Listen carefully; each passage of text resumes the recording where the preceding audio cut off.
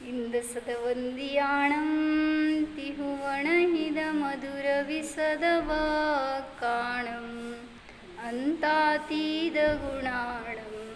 नमो जिनाणं जिदपवाणं। कुंदकुंदाचार्य भगवान की जय।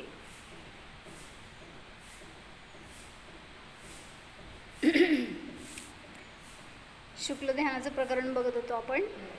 त्याच्यामध्ये काय सांगायला लागले? शुक्ल ध्यानाचे 4 प्रकार आहेत. त्यातला 2 प्रकार झाले, पृथक्त्व वितर्क विचार, एकत्व वितर्क अविचार, किंवा त्यालाच म्हटलं अपृथक्त्व वितर्क अविचार, जे 12व्या गुणस्थानामध्ये असतं, ज्याच्यामध्ये की चंचलता नाही, संक्रांती नाही, असं ते स्थिर ध्यान आहे. तर त्याला म्हणलं एकत्व वितर्क अविचार. तिसरं शुक्ल ध्यान आहे सूक्ष्म क्रिया प्रतिपाती. तर ते थोडंसं काय सांगितले, ते बुद्धिपूर्वक आणि अबुद्धिपूर्वकसाठी बघितलं होतं ना, त्याचा आधार दिलेलं ते मिळालेलं ते वाचते. ध्यान करणाऱ्या साधूला, म्हणजे जैनेंद्र कोशमध्ये घेतलंय त्यांनी असं, ध्यान करणाऱ्या साधूला बुद्धिपूर्वक राग संपतो व निर्विकल्प समाधी प्रगटते, त्याला शुक्ल ध्यान म्हणतात. जिथं निर्विकल्प समाधी प्राप्त झाली तिथं राग संपला. राग सोडल्यावर प्राप्त होते असं नाही. तर जेव्हा स्व आत्म्याला विषय केला स्वभावाला, त्यावेळी सिद्ध बहिरंगामध्ये सगळ्या रागद्वेषादी विभावांचा त्याग झाला. मग जी काही ती समाधी प्रगटली त्याला म्हणलं शुक्ल ध्यान. प्रथम श्रेणीमध्ये म्हणजे पहिल्या शुक्ल ध्यानामध्ये अबुद्धिपूर्वकच ज्ञानामध्ये ज्ञेय पदार्थांची तसेच योग प्रवृत्तीची संक्रांती होत राहते. म्हणजे इथं सांगितलं कोशमध्ये जिनेंद्रवर्णीजींनी की अबुद्धिपूर्वकच, जेव्हा पहिलं शुक्ल ध्यान आहे तिथं अबुद्धिपूर्वकच अर्थ व्यंजन आणि योग संक्रांती होत राहते, नंतर होत नाही. म्हणजे पहिलं शुक्ल ध्यान संपलं की जेव्हा 12व्या गुणस्थानात गेला त्याच्यावर 12व्यात आणि त्याच्यावर संक्रांती होत नाही. आणि तिथं अशी मग 13व्या गुणस्थानात तर बुद्धिपूर्वक अबुद्धिपूर्वक अशी काही भिन्नता नाहीच. तिथं फक्त एकच धारा आहे. म्हणजे ह्याच्यावरून सिद्ध होतं की श्रेणीमध्ये जीव बुद्धिपूर्वक शुद्धोपयोगीच असतो आणि अबुद्धिपूर्वक शुभोपयोगामध्ये सुद्धा जाऊ शकतो. म्हणजे शुभोपयोग असेल, जेव्हा संक्रांती आहे तिथं शुभोपयोग आहे, अशुभोपयोग नसतो. बरं का, परवाचा प्रश्न होता ना आपल्याला. हां, शुभोपयोग. मग ते परवा प्रश्न होता ना की अबुद्धिपूर्वक त्याला अशुभोपयोग असतो का, तर असणार नाही. म्हणजे आपण एकतर कुठं वाचण्यात आलं नाही आणि तर्कावरून सुद्धा लावू शकतो की ज्या अर्थी अबुद्धिपूर्वक जर अशुभोपयोग असेल तर त्या अबुद्धिपूर्वक धारेच्या निमित्तात सुद्धा कर्मांचा बंध होतो, आश्रव बंध. मग आत्ता होतो म्हणजे तिथं पण होणारच. आणि अशुभ कर्म प्रकृतींचा आश्रव बंध 6व्या गुणस्थानाच्या वर थांबलेला आहे. म्हणून म्हटलं की अबुद्धिपूर्वक अशुभोपयोग नसतो कोणाला, 8 ते 10 गुणस्थांवरती जीवांना. सगळं महत्त्वाचं घेतलं. काय सांगितलं? 8व्या गुणस्थानापासून श्रेणी आरूढ झालाय हा जीव, तर त्यावेळेस तिथं त्याला बुद्धिपूर्वक आणि अबुद्धिपूर्वक अशा 2 धारा आहेत.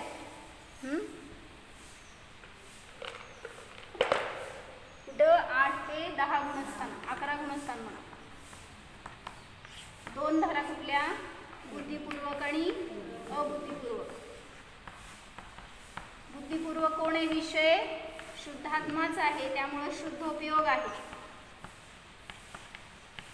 आणि अबुद्धिपूर्वक जिथं संक्रांती चालू आहे तिथं नियमाने शुभोपयोग आहे. कारण एका विषयावरून दुसऱ्या विषयावर उपयोग जातोय. म्हणजे काय? अर्थ संक्रांती, व्यंजन संक्रांती आणि योग संक्रांती जिथं आहे तिथं विषय बनवलाय त्यांनी देवशास्त्र गुरु, द्रव्यगुण पर्याय, तत्वाचा विचार यांनाच विषय करून त्यांनी ध्यान चालू आहे त्याचं. त्यामुळं अशुभ जरी घेतला विषय, म्हणजे काय म्हणलं, रागद्वेषादी पर्यायांना जरी जाणत असेल तरी सुद्धा रागद्वेष रूप होत नाही. काय म्हणाले कळालं का? काल असं सांगितलं ना आपण, नरकाला जरी जाणतोय तरी आपण नारकी होत नाही आहे, हां, संकलेशी होत नाही आहे. मग नरकाला जाणत असताना त्याच्यातून वैराग्याची प्राप्ती करण्यासाठी, त्याच्यातून आपल्याला आपले दोष समजण्यासाठी, आपलं स्थितीकरण करण्यासाठी त्या विषयाचा आपण अभ्यास करतो. मग तसं म्हटलं इथं सुद्धा जर विषय घेतलाच कुठला असा विकारी भाव किंवा झाला विषय चुकून, बरं का, म्हणजे काय तर त्यांचं बुद्धिपूर्वक नाही आहे, त्यामुळं जर तसा विषय आला तरी सुद्धा तसे परिणाम नाही आहेत. म्हणजे काय म्हणायचं, कळत आहे का काय म्हणाले मी? त्याचं ज्ञान करून घेण्याचंच कार्य चालू आहे असं. म्हणजे कर्मांचा आसरव बंद कसा होतो, मग आसरव बंद जाणला म्हणजे आसरव बंद होतो का, आसरव कशाने होतो ह्याचं कारण आपण शिकलो, तर आसरव व्हायला लागला का आपल्याला कर्मांचा, ते शिकलो म्हणून उलट संवर निर्जरा चालू झाली. कारण तत्वाचं ज्ञान झालं आणि त्याच्या निमित्तामध्ये अज्ञानाचा नाश झाला, सम्यक ज्ञानाची प्राप्ती झाली, तर संवर निर्जरा सुरू होणार उलट. मग तसंच सांगितलं इथं सुद्धा अशुभ उपयोग नाही अबुद्धिपूर्वक. जर अशुभ उपयोग असता तर अशुभ कर्म प्रकृतींचा बंद झाला असता, पण 6व्या गुणस्थानाच्या वर अशुभ प्रकृतींचा बंद होत नाही. त्यामुळं अबुद्धिपूर्वक दशेमध्ये शुभोपयोगच असतो. ह्याची सिद्धी असं आपण तर्कानी वगैरे लावतो, इवन शास्त्रामध्ये पण असं कुठं आधार येत नाही की त्यांना अशुभ उपयोग असेल. कारण विषय एवढाच सांगितला, द्रव्य गुण पर्याय, कुठले जिनवाणीतले आगमातले वचन आणि मन वचन काय हे योग, इतकंच फक्त त्याचं परिवर्तन चालू असतं. एवढं त्यांनी सांगितलं आहे.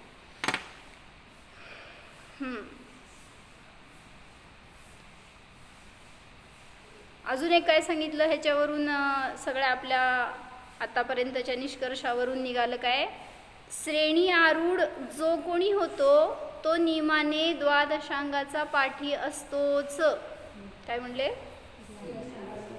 हां, म्हणजे मध्ये कोणाला तरी शंका आली होती असं की सगळेच द्वादशांगाची पाठी असतात का श्रेणी आरूढ होणारे, तर नियम आहे.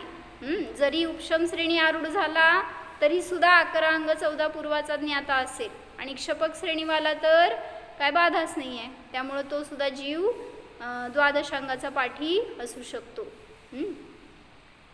त्यांना ते नको आहे का तुम्हाला त्याच्यावर बसायचं नाही?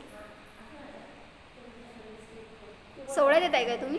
काय असं म्हणजे मला कळलं ना, खाली नको बसायला, कशाला खाली बसायला.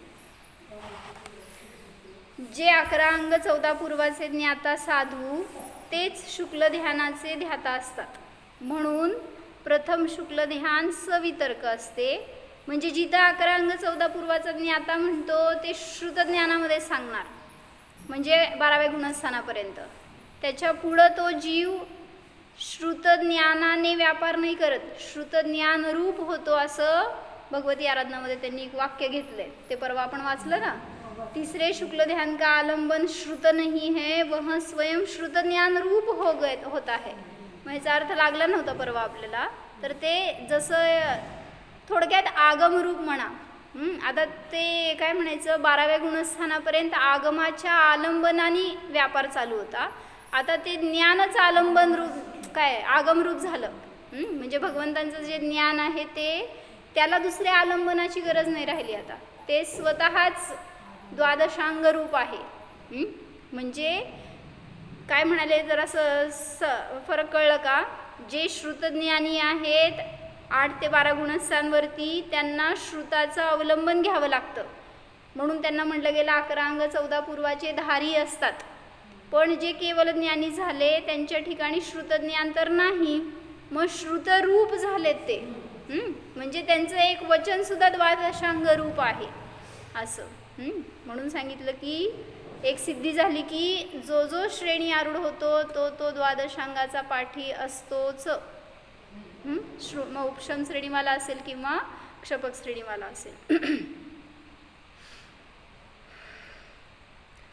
ज्याप्रमाणे हे वाचलं होतं आपण की ज्याप्रमाणे अपर्याप्त उत्साहाने, सर्वात सिद्धीमध्ये आलेलं बालक, अपर्याप्त उत्साहाने बालक अव्यवस्थित व काय म्हणायचं ते मोथरी म्हणजे ज्याला धार नाही आहे अशा त्या कुऱ्हाडीने मंडकी म्हणतो ना आपण, जे काय त्याला धार नसलेलं काय म्हणतात, चाकू धार नसलेलं तलवार, काय तुमचं कुऱ्हाड ज्याला धार नाही आहे, मोथरी, बोथरं, हां बरं काय म्हणायचं ते म्हणा.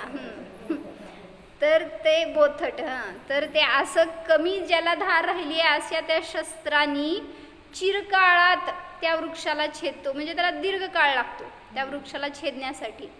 त्याप्रमाणे द्रव्य परमाणू व भाव परमाणूचे ध्यान करणारा अर्थ व व्यंजन तसेच काय व वचनामध्ये पृथक्त्व रूपाने संकलन. आवाज येईना आहे तुमचा, आवाज येईना. कोणालाच येईना का? काय सांगितलं? द्रव्य परमाणू व भाव परमाणूचे ध्यान करतो तो अर्थ व व्यंजन तसेच काय व वचनामध्ये पृथक्त्व रूपाने संक्रमण करणाऱ्या मनाद्वारे मोहाचा उपशम किंवा क्षय करत पृथक्त्व वितर्क विचार ध्यान धारण करतो. म्हणजे पहिल्या शुक्ल ध्यानामध्ये जो जीव आहे त्याची धार कमी आहे वरच्याच्या अपेक्षेने, विशुद्धी तर खालच्या बाकीच्या दिवांच्या अपेक्षेने जास्तच आहे, नाही असं नाही, पण जे अन्य पुढचे शुक्ल ध्यानी आहेत त्यांच्या अपेक्षेने या पहिल्या श्रेणीतल्या जीवाची ह्याला म्हणलं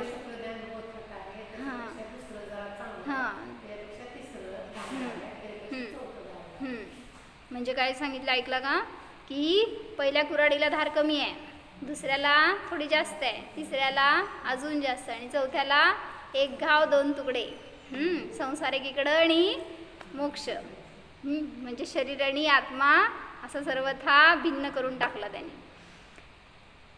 तर या शुक्ल ध्यानामध्ये, पहिल्या शुक्ल ध्यानामध्ये तो द्रव्य परमाणू, भाव परमाणू, अर्थव्यंजन योग रूपाने संक्रमण करतो.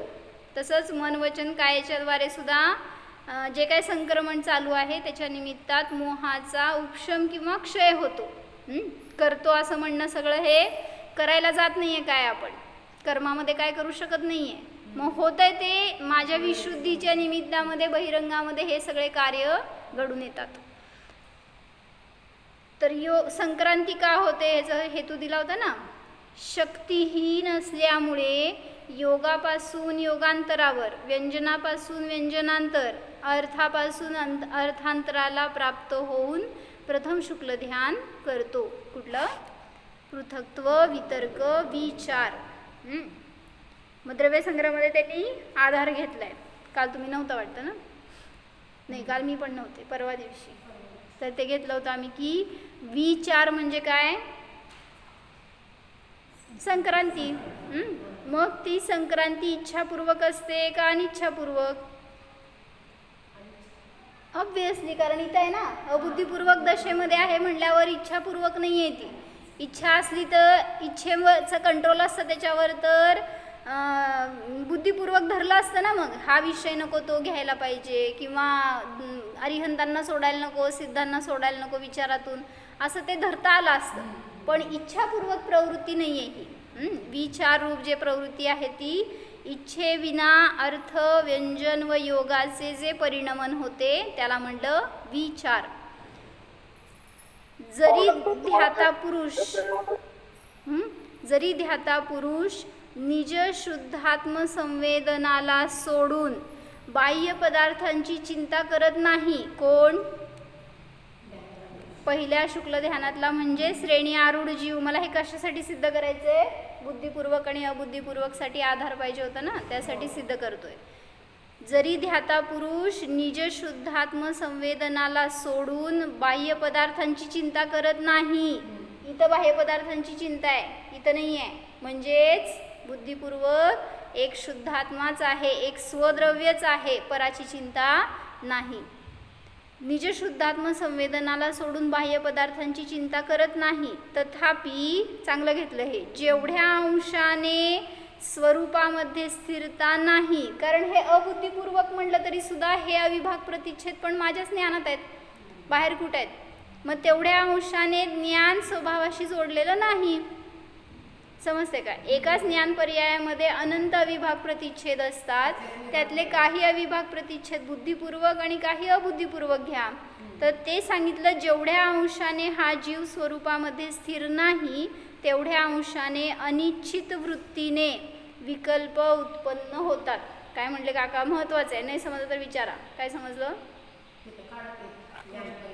कुठे गेली ज्ञान पर्याय?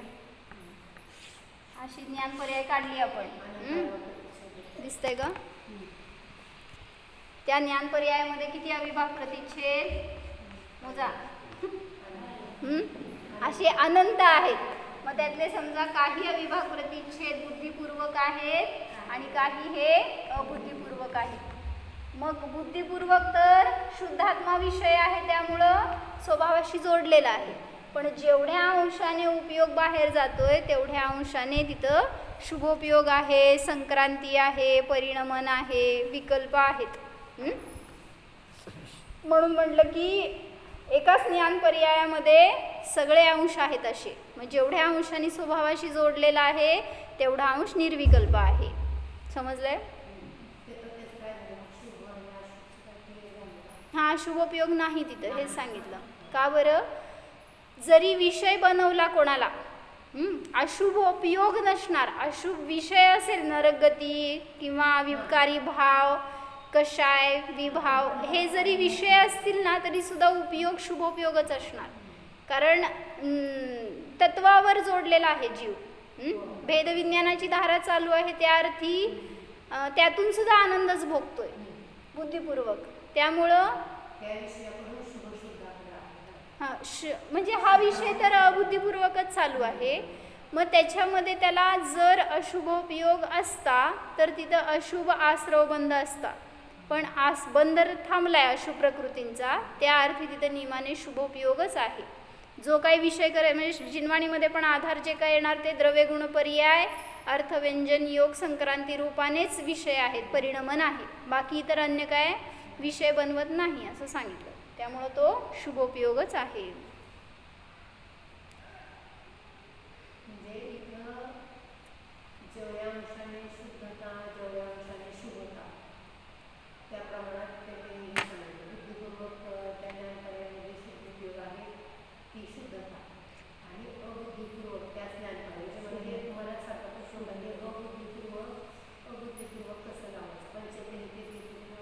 इच्छा रहित आहे ते, आपल्या इच्छेचा कंट्रोल नाही. म्हणूनच त्यांनी शब्द चांगला दिला ना.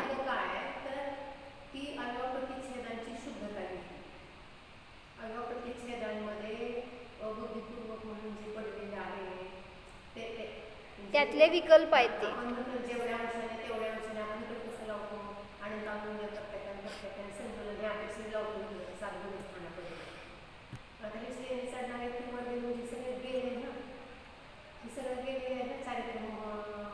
आहे, उपशमित आहे, संचलनाचा उदय आहे. बाकीचे अनुदयामध्ये आहेत. क्षयिक असेल तर क्षय करत जाणार. मला वाटतं की संचलनाचा जेवढा सद्भाव आहे तेवढ्या ह्याच्यात शुभ प्रवृत्ती लावायची, जेवढ्या अंशाने तेवढ्या अंश म्हणताना तसं लावायचं का. पण इथं अविभाग प्रतिच्छेदामध्ये लावतो. म्हणजे फक्त एवढं समजून घ्या की अबुद्धिपूर्वक दशा ही अनिच्छित वृत्ती आहे. त्याच्यामध्ये आपला इच्छापूर्वक व्यापार नसतो. अनिच्छित वृत्तीने तिथं विकल्प उत्पन्न होत राहतात. असं ते पहिलं शुक्ल ध्यान आहे. या ध्यानामध्ये एक द्रव्य, कुठल्या ध्यानात आता हे दुसरं शुक्ल ध्यान आहे, मी विस्तार वाचते मग कळेल. या ध्यानात एक द्रव्य किंवा गुणपर्यायाला श्रुतज्ञानाच्या बलाने विषय केले. एका द्रव्याला, गुणाला किंवा पर्यायाला श्रुतज्ञानाने विषय बनवले, त्याला अंतर्मुहूर्तपर्यंत त्याचं ध्यान केलं, त्यानंतर नियमाने अर्थांतरावर संक्रमित होतो अथवा त्याच अर्थाच्या गुणपर्यायावर संक्रमित होतो, पूर्वयोगाहून योगांतरावर संक्रमित होतो. पहिलं शुक्ल ध्यान आहे बरं का. असे संक्रमण झाले तरीही ध्यानाचा विनाश होत नाही. कारण चिंतांतरामध्ये गमन नाही. एक चिंता चालू आहे. चिंता म्हणजे आता इथं तुमच्यासारखी चिंता नाही बरं का. चिंता म्हणजे चिंतन म्हणा, ध्यान म्हणा. हां हां, तर एक चिंतांतरामध्ये गमन होत नाही म्हणून ध्यानाचा विनाश नाही. म्हणून म्हणतात की अंतर्मुहूर्तापर्यंत उपयोग एका योगावर राहील आणि त्याच्यावरून परत योगांतराला प्राप्त होईल. एका व्यंजनावर राहील, परत दुसऱ्या शब्दावर जाईल. एका द्रव्यावर राहील, गुणावर राहील किंवा पर्यायावर राहील. अशा रीतीने त्याच्यामध्ये संक्रमण झाले तरीसुद्धा ध्यानाचा विनाश होत नाही. मग काल आपण तेच बघितलं होतं, संक्रमण चालू आहे तरीसुद्धा मग ध्यान कसं आहे मग ते, असं त्याच्यावर खुलासा करून सांगितलं होतं काल. तर आता फळ सांगा मला.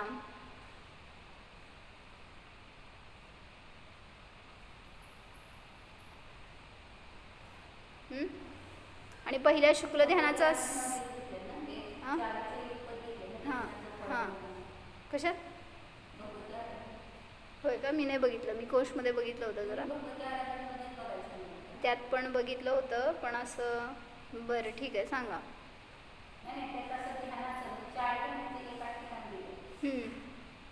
आणि स्वामी कोण आहे तो ह्याचे पहिल्या शुक्ल ध्यानाचे स्वामी कोण? हां, तर त्यांची विशेषता सांगितली की जो धर्मध्यानामध्ये परिपूर्ण आहे असा तो अप्रमत्त संयमी जीवच शुक्ल ध्यानात समर्थ असतो. कोण? 6व्या-7व्या गुणस्थानातून वर चढणारा जीव आहे ना. तर 7व्या गुणस्थानामध्ये जो धर्मध्यानाने परिपूर्ण झालेला जीव आहे, 7व्या गुणस्थानापर्यंत धर्मध्यान आहे, त्यामुळं जो परिपूर्ण झालाय त्या ध्यानामध्ये काय म्हणायचं आता, विशुद्धी वाढत गेली आहे, तोच सातिशय अप्रमत्त म्हटला जाणार. त्याच्यामध्येच पात्रता आहे की तो पहिलं शुक्ल ध्यान करेल. आणि त्याची विशेषणं सांगितली. मग आता आम्ही घेतली की जो श्रेणी आरूढ होणार तो 14 पूर्वांचा ज्ञाता असतो, द्वादशांगाचा पाठी असतोच, 7व्या गुणस्थानाच्या वर जाणारा जीव. कोण?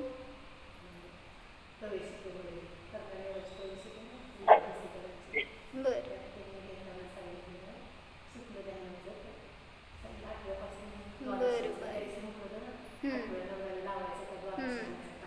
तेच की प्रश्न होताच असा की कोण असते कोण नसते असं आहे का? श्रेणी आरूढ होणारा कोणी जीव पाठी असेल 12 अंगाचा, कोणी नसेल असा आहे का, असा प्रश्न होता. तर नियमाने श्रेणी आरूढ होणारे जीव 12 अंगाचे पाठी असतातच. पुढं सांगितलं प्रशस्त 3 सहननधारी असतात बरं का. हे मिळालं का? कारण हा उपशम श्रेणी चढणारा जीव आहे. असेल क्षपक श्रेणी चढणारा सुद्धा असेल तरी त्याला ते पहिलं शुक्ल ध्यानच आहे की, पण त्याला वज्रशमनालाच असणार. काय म्हणले? ते तुम्ही डिस्टर्ब झाला म्हणूनच विचारले. जर उपशम श्रेणी चढणारा असेल तर नियमाने 3 सहनन असतील त्याकडे, कुठली पण प्रशस्त 3 सहननधारी असू शकतो. पुढं कशाय कलंकाने रहित असतो. ह्याचा अर्थ काय? 3 म्हणजे कुठलंही असेल, पहिले 3 शुभ सहननापैकी कुठलंही असेल. कशाय कलंक रहित असतो असं का म्हणलं? उपशम श्रेणीवाला आहे, त्याच्याजवळ कशाय आहेत, क्षय केलेला नाही आहे. कदाचित असेल क्षयिक सम्यक दृष्टी, पण उपशम श्रेणी चढतोय म्हटल्यावर अजून सत्व आहे त्याच्याजवळ. बंद पण चालू आहे, संजुलनाचा बंद 10व्यापर्यंत आहे. मग कशाय कलंक रहित का म्हटलं? नाही, कशाय कलंक उदय म्हणायचं. उदय असला तरी प्रवृत्ती नाही. हा असं म्हणा. म्हणजे जरी असतील तरी उपशमित झालेत किंवा क्षय झालाय, त्यामुळं ते कशाय त्याला आता त्रस्त करत नाही आहे, त्या रूपाने कलंकित होत नाही आहे तो जीव. म्हणून सांगितलं कशाय कलंक रहित असं विशेषण वापरलं, जरी उपशम श्रेणीवाला आहे तरी सुद्धा. एका योगात स्थित असे 8व्या, 9व्या, 10व्या आणि 11व्या गुणस्थानवाले उपशामक जीव किंवा 8व्या 9व्या 10व्या गुणस्थानवाले क्षपक जीव हे या ध्यानाचे स्वामी असतात. काय म्हणले? 8 ते 11 गुणस्थानवरती उपशामक किंवा 8 ते 10 गुणस्थानवरती क्षपक हे याचे स्वामी असणार.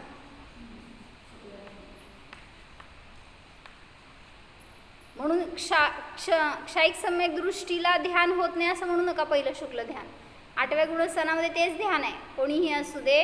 इवन उपशम श्रेणीवर चढणारे 2 जण आहेत. कोण?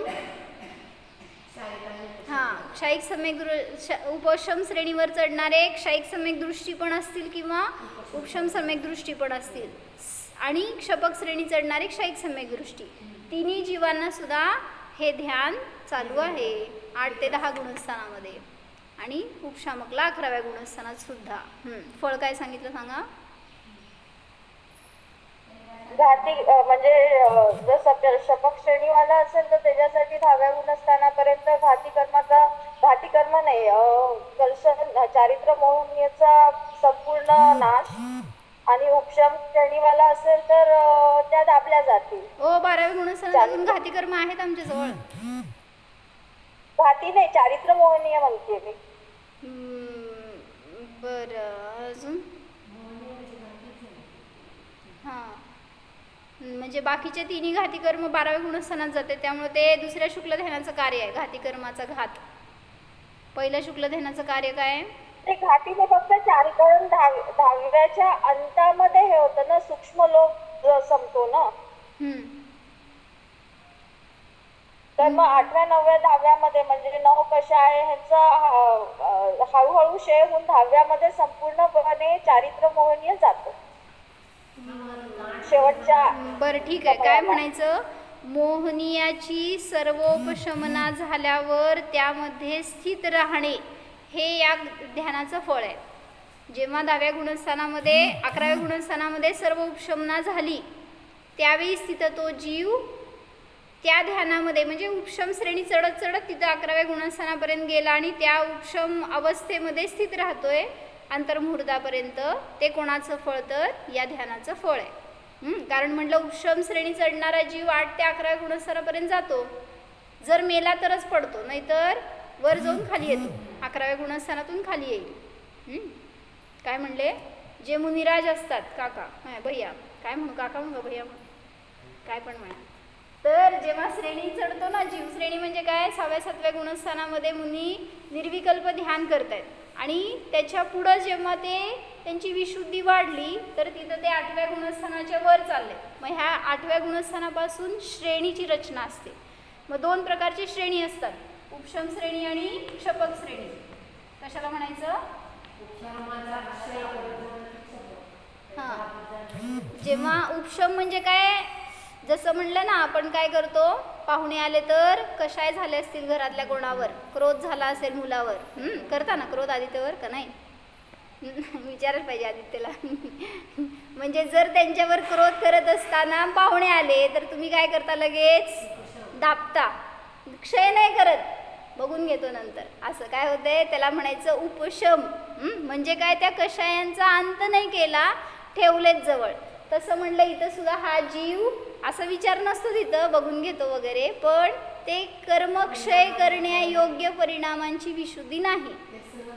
मग ते जे कषाय आहेत मोहनीय वगैरे तर ते त्यांचा उपशम करत जातो आणि क्षपक श्रेणीमध्ये क्षय करत जातो. आता तो खाली उतरणार नाही. हा जीव नियमाने पुन्हा खाली येतो, कारण परिणामांची तिथं विशुद्धी तेवढीच असते 11व्या गुणस्थानापर्यंत. पुन्हा तिथं नियमाने कर्मांचा उदय येतो आणि हा जीव खाली पडतो. म्हणून 2 प्रकारची श्रेणी सांगितली, 8 ते 11 उपशम श्रेणी आणि 8 ते 10 असतात त्याला म्हणायचं क्षपक श्रेणी. तर काय फळ म्हणला? तसं म्हणा.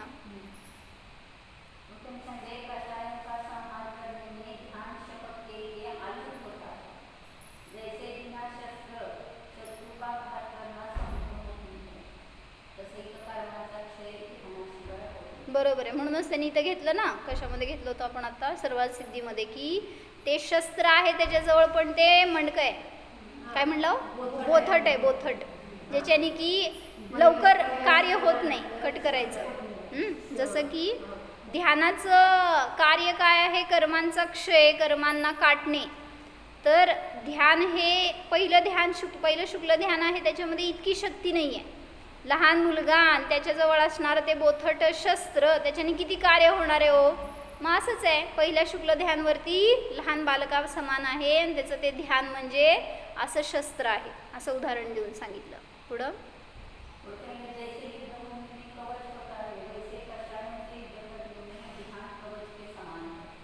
बरोबर. कोणाचं युद्ध आहे? हां, म्हणजे कर्मांचं युद्ध चालू आहे, त्याच्यामध्ये जीवाला ध्यान हे कवचा समान आहे. जे काय कर्म त्यांचं कार्य त्याच्यामध्ये चालू आहे आणि जीव जेव्हा ध्यानामध्ये स्थित होतो त्यावेळेस ते सहज निर्जरित होतात. झालं.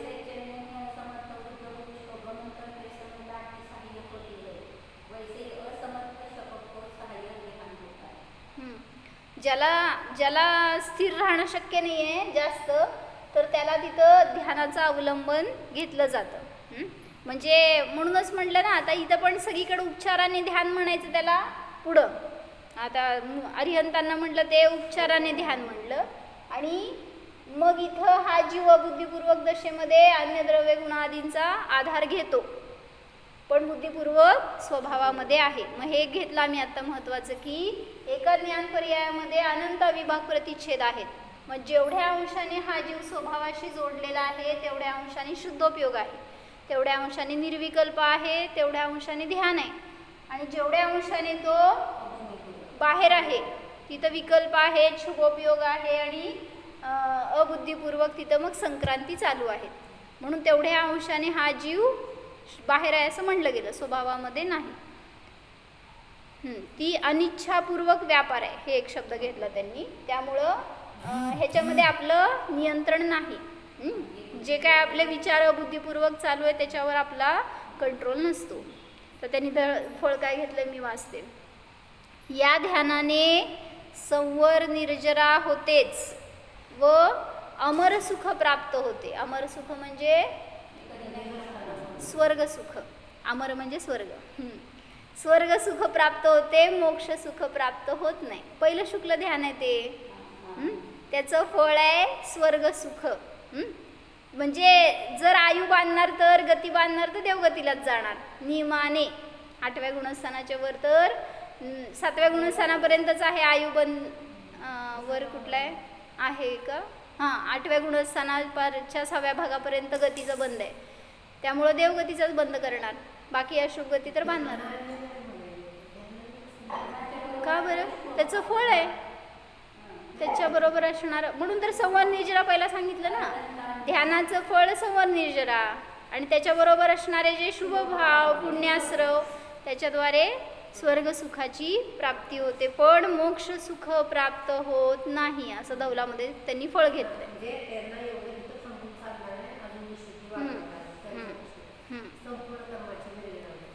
आणि हे दुसरं फळ सांगितलं, मोहनियाची सर्वोपशमना झाल्यावर त्यात स्थित राहणे, हे सुद्धा या ध्यानाचं फळ आहे.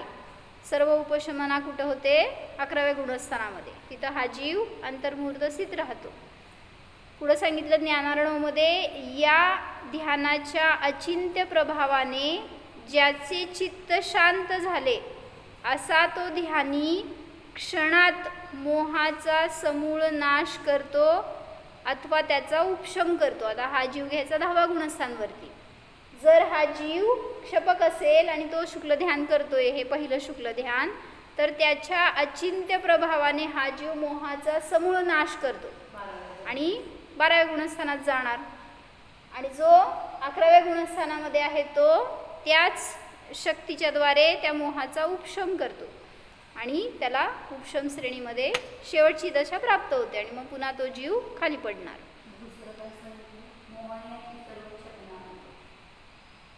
10व्या गुणस्थानामध्ये असणारा कोणी जीव मोहाचा समूळ नाश करेल तर 12व्या गुणस्थानात जातो, आणि दुसरा एखादा जीव असेल तो मोहाचा उपशम करतो आणि 11व्या गुणस्थानात जातो. मग 11व्या गुणस्थानामध्ये स्थित राहणार अंतर्मुहूर्त आणि पुन्हा खाली पडणार. मग असं हे पहिल्या शुक्ल ध्यानाचं फळ सांगितलं. म्हणजे चांगलं घेतलं वर्णन त्यांनी. 4ही शुक्ल ध्यानाची फळं जर वाचलं ना तर त्याचं डिफरन्स समजणार काय केलं त्याच्यामध्ये. त्यामुळं पहिल्या शुक्ल ध्यानाचं फळ हे सांगितलं.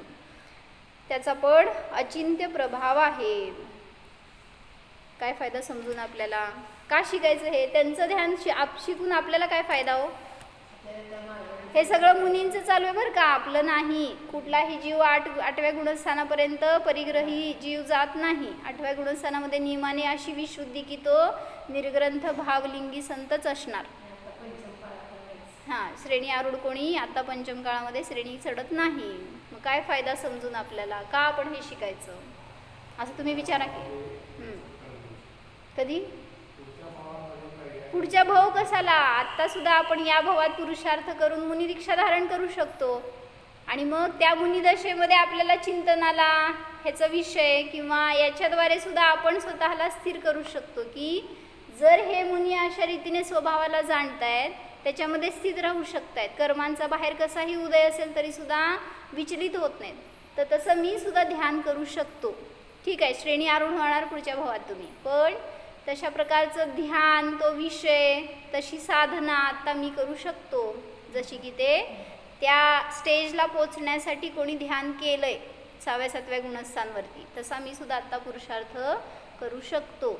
आणि मग त्यांची विशुद्धी समजल्यावर किंवा त्यांची स्थिरता समजल्यावर आपल्याला आत्ता जीवन कसं जगायचं ह्याच्यासाठी सुद्धा प्रेरणा मिळते. बरोबर. बाकीचे इतर विचार करण्यापेक्षा हा विषय घेतला तर अशुभ विषय कशाय थांबले.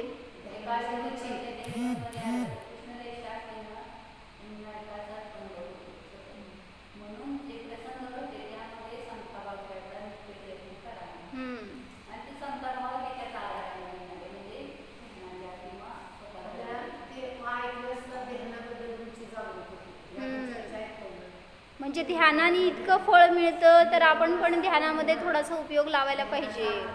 आपल्याला सुद्धा ध्यानासाठी प्रयत्न करायला पाहिजे. करू शकतो आणि त्याची आपल्याला प्राप्ती होऊ शकते ह्याचा विश्वास उत्पन्न होतो. म्हणून करायला पाहिजे. आगामी भावामध्ये मी मुनी होणारच तर आतापासूनच त्याचा प्रयोग करू शकतो. करायचा जीवनामध्ये. करायला पाहिजे, त्याच्याशिवाय मुक्ती नाहीच. म्हणून